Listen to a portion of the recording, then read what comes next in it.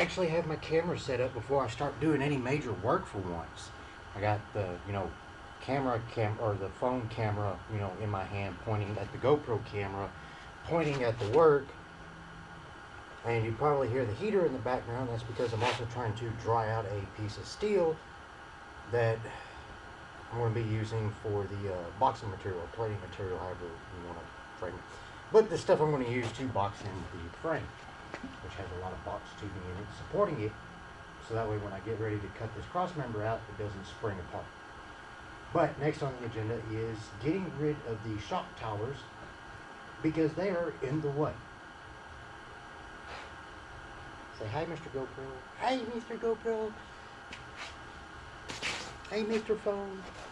Anyway, let's see if I can set you up somewhere where you can actually, somewhat see the work. Because there's no telling where I'm going to position my body.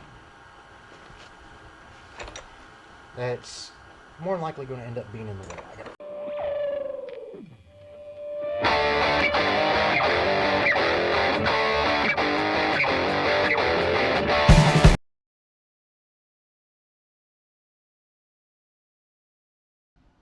Wow, that's harder than I thought. Let's go about doing this. I have grinders, I have drills. I think I'll drill it out first and try to punch it out. Where's that hole on?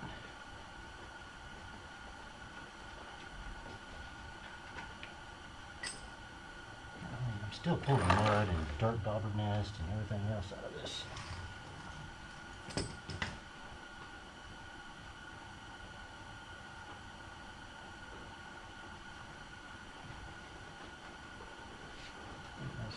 Some sort of bump stop. That's gonna go. So many holes. It's weird.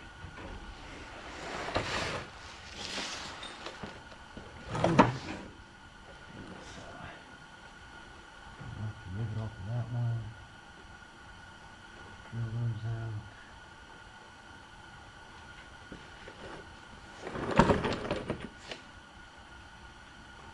Bump stop. There, it must be undone.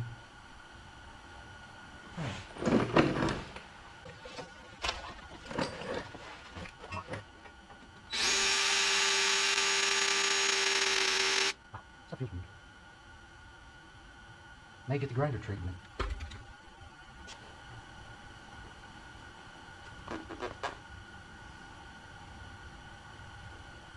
I don't want to use the grinder.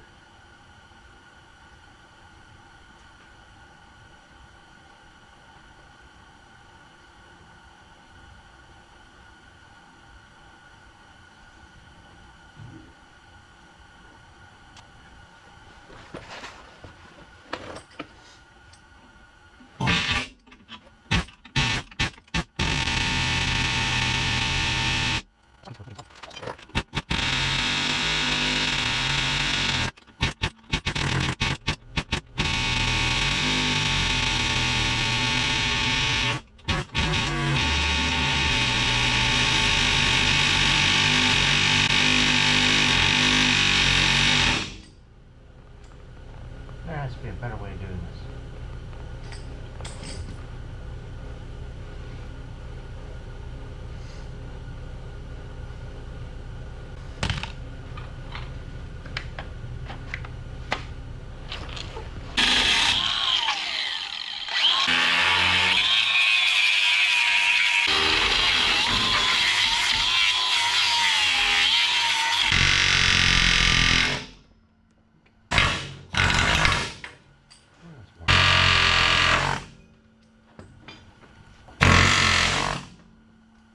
Ta-da!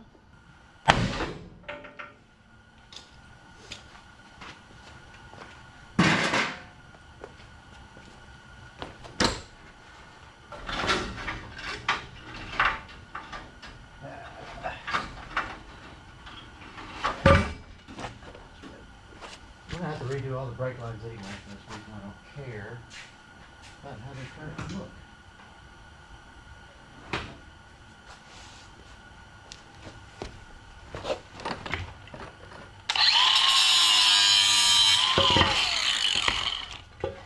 one side done.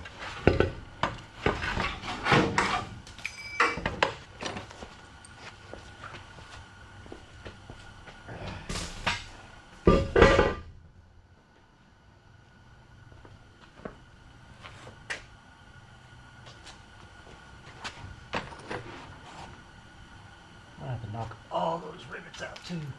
Look at how much dirt and whatnot's caked up behind that shock tower. That's impressive. I have to come in with the wire wheel, knock that out. Oh.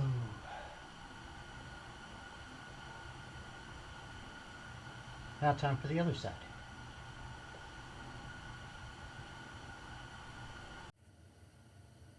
And shock towers are removed. Now I just got to fiddle with all these little rivets, which can't quite, maybe, yeah, like that. I got them soaking in penetrating oil right now, but I think what's going to have to happen is I'm going to have to get over there. Yep, right over there. I'm probably going to have to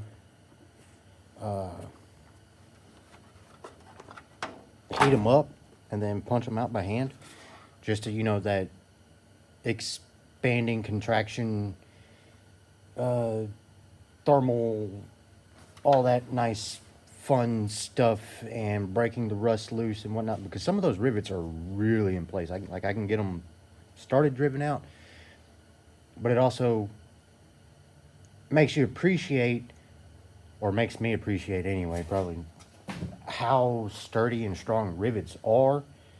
Even though it seems to be a softer alloy than the base material, the way it expands in the hole gives it a very, very, very tight fit. And maybe heating them up will help soften them up a little bit, and then I can get them driven out.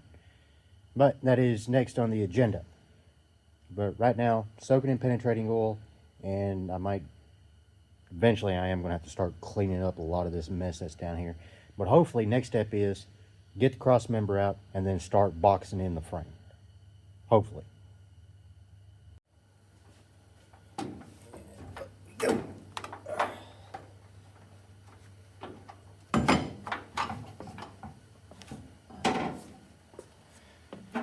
Another thing I am trying to be cognizant of is the fact that the only thing holding this truck up in the air is 4 little adjustable screw jacks, which they're 5-ton rated capacity, but 4 points of contact, 2 up the front, 2 at the rear, trying to maintain level, you know, this way. Hopefully my hand's in the frame. And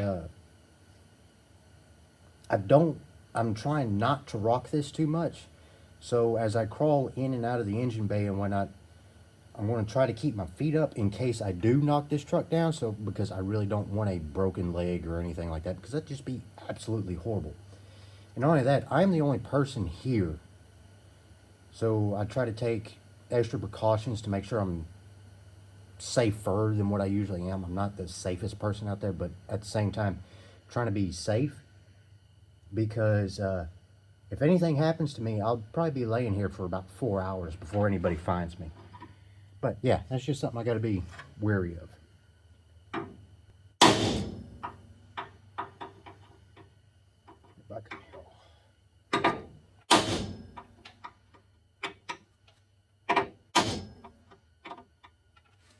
These things do not want to move.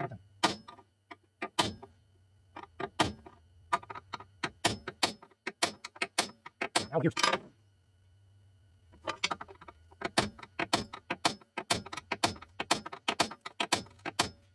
Let's try.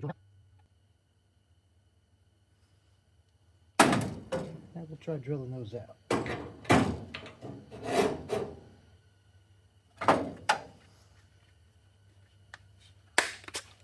Take that out. Drill. Got me a little drill bit.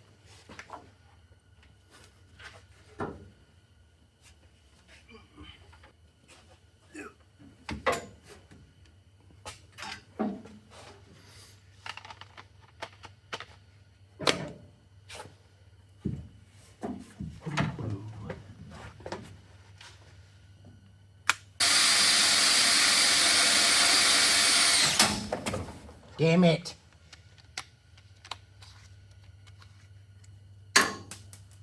Well, now let's see what happens now that I have a hole all the way through it, but now I got a drill bit stuck in it at the same time. What's that? Where am I going?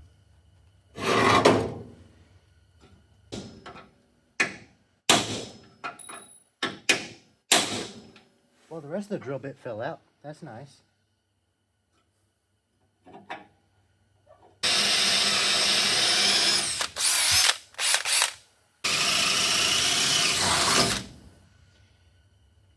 There's that one. Dink.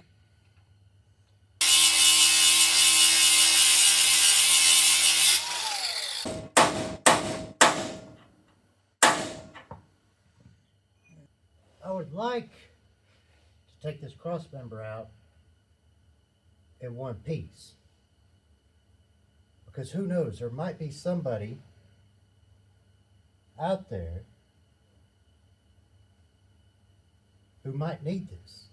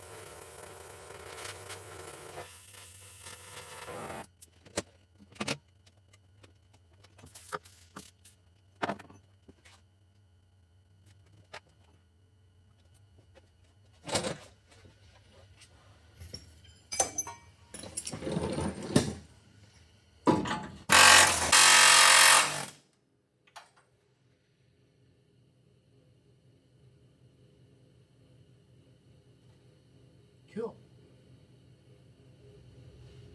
Now I just have one that's being pinned in.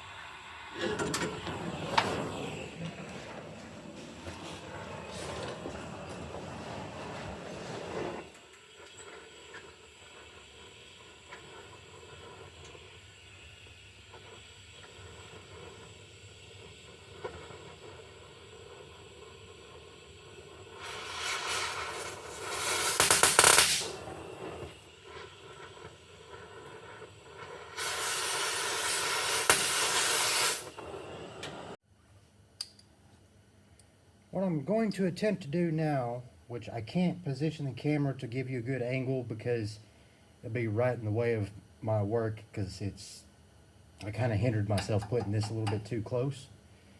But I'm going to use the torch and wash out that weld seam. Attempt to. It's been a while since I've done any torch washing before. Wash out that weld seam so that way, again, try to get this cross member out in one whole piece, because I really don't want to tear up blades or cut off disc and all that other stuff. So here we go.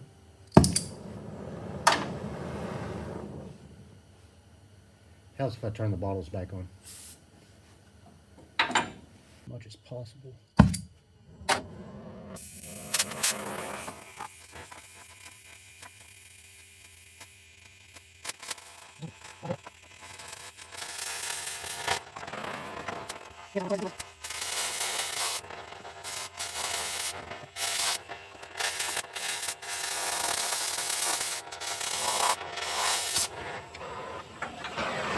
Alright, now the drawback is I need to cut this side, but now where I want to put my butt is extremely hot.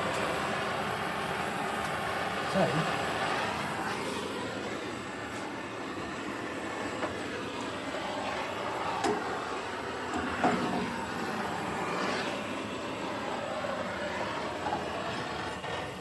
let's try not to nut my foot.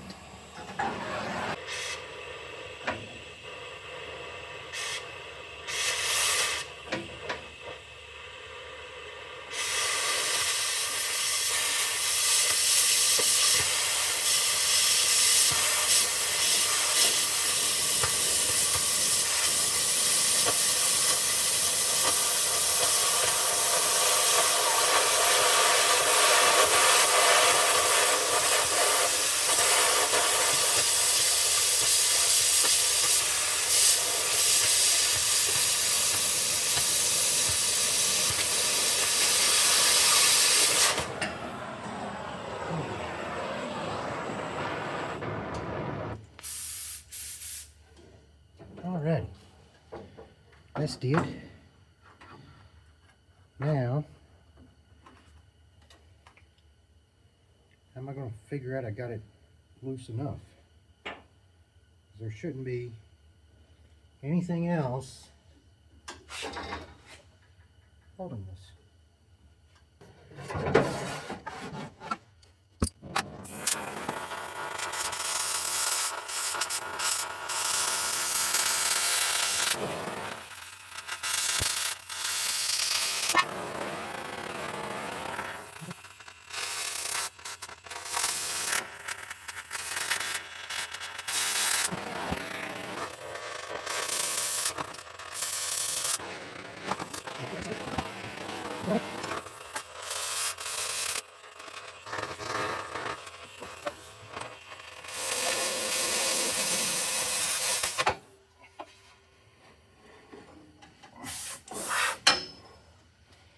Maybe, just maybe, I got it all.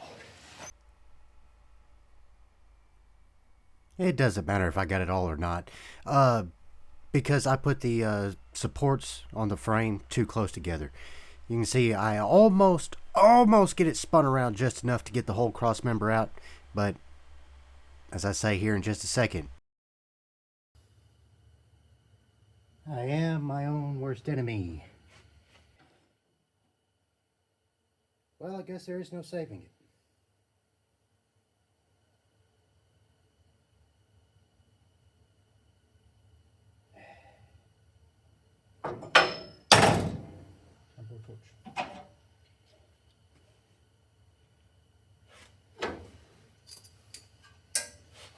I hate doing that. So, if anybody had their hopes up that this cross member could end up being theirs, if they needed it, which I don't know why you would need it, but it's fixing to not exist.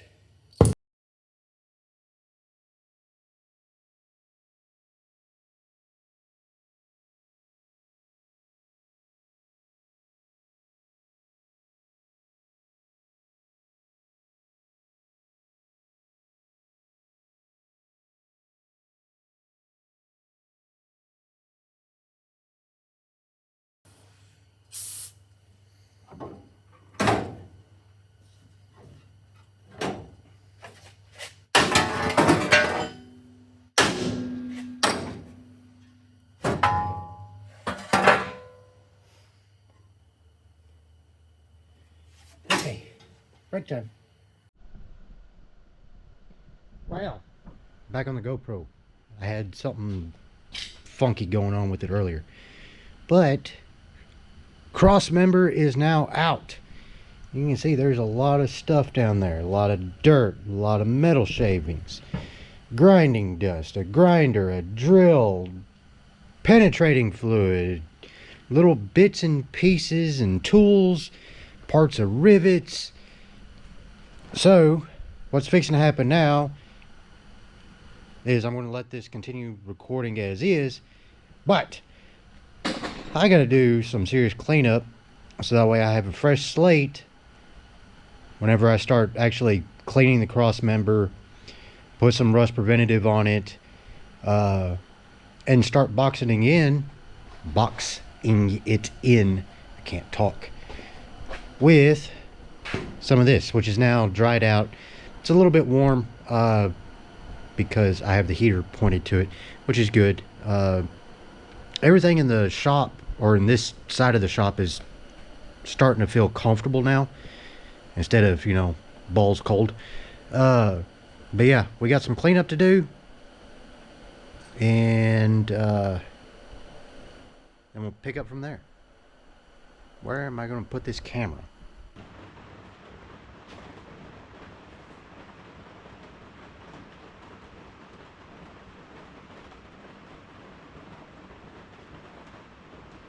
If it isn't obvious by now, I am wire wheeling the frame off so that way I can spray some of that rust converter paint on the frame rails. Not only that, I'm also doing a little voiceover just to fill a little bit of that empty space. It's less than a minute long. You ain't got that much longer to listen to me, but it's easier to do this than it is to find a piece of music or some other background noise to fill the space. I think it's time for the last step for the day.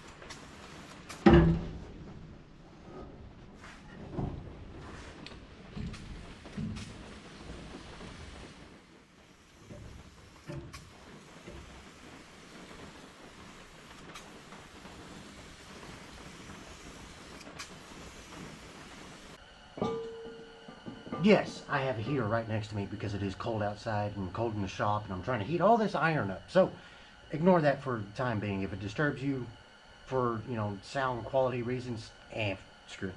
I am working on the boxing of the frame right now. Now that the batteries for some of the cameras are charged, I can actually start recording some of my progress again. And I may have talked about this before, but I may not have. There ain't no telling. I've slept since the last time I was in the shop recording and whatnot. But there's a lot of whoop-de-doos and curves and whatnot in the frame rail itself. And that presents a little bit of challenge because it's not as simple as measuring a square piece of plate, tacking it in, making sure everything looks good, and then welding it in. Got to cut out cardboard templates to kind of follow the contours of the frame, and because of some of the whoop-de-doos, and I kind of want to keep certain things square, and especially through this section here, I'm going to have to do some small pieces to kind of fill in some of these voids to kind of help bring everything back to square when I get ready to measure and notch the new cross member section. But did a little bit of trick. Cut my cardboard kinda to the length I want. I ended up goofing that up too, but put it in place. Took a this Sharpie and kind of traced out some lines, cut one side, kind of held it back into place, put some tape on it, draw some more lines, and then over the top here, which I believe you can actually see better, I laid out some strips of tape this way and then I put one long piece this way to kind of help, you know, double layer it. And what's going to happen is it just fills that void in. Well, take some pair of the gloves that I've been wearing while I'm working, and they're kind of gritty, dirty and whatnot, and you just kind of rub it over the seam, and that'll give you something to follow. And then to make it easier, to Sharpie again and follow it out that line, so that way I have a cleaner line to follow whenever I cut this out and have this piece ready to go. So what I'm fixing to do is actually, now that this is taped up, measured up, mocked in pretty good, I'm going to take this section, put it on that piece of plate over there that you saw me heating up earlier. I think that's how the video is going to be formatted. Anyway, yeah, because this is like 3 days after I was last in the shop, so I'm trying to get back in the groove of things.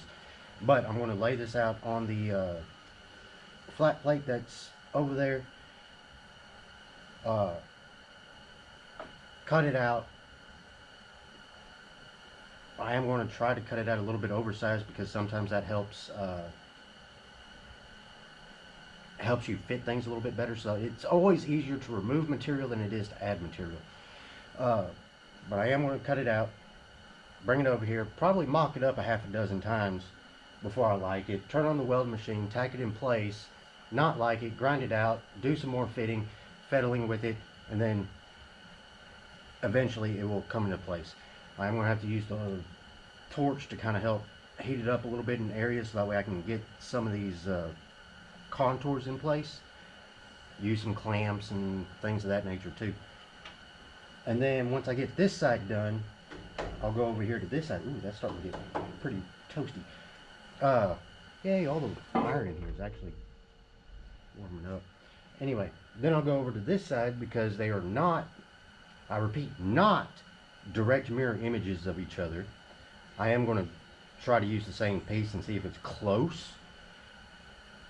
And then, but yeah, they are not direct mirror images of each other, as much as I would like it to be. But yeah, that's what we're doing.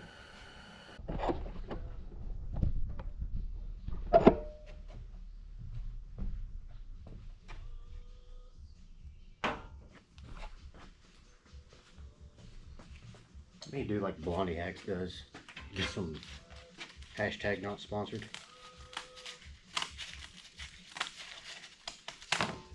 Alright, I'll make that just a little bit easier to work with. I have 8,000 pieces of soapstone until I need one. Same thing.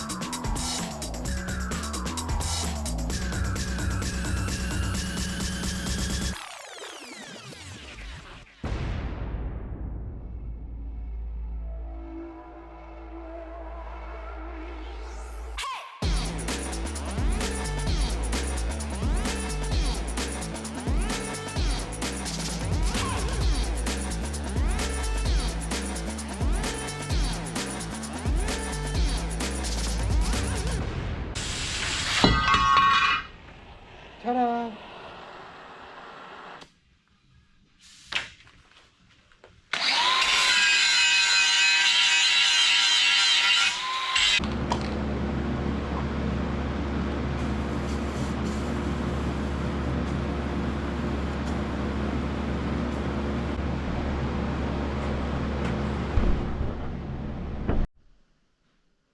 Alright, that first piece has been cut.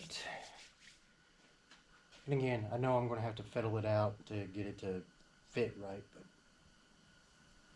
it's cut. It's got the rust encapsulator, eater, paint thing.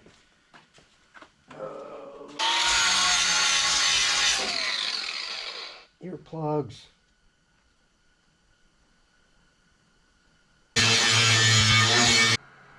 Yep, got a lot of grinding to do.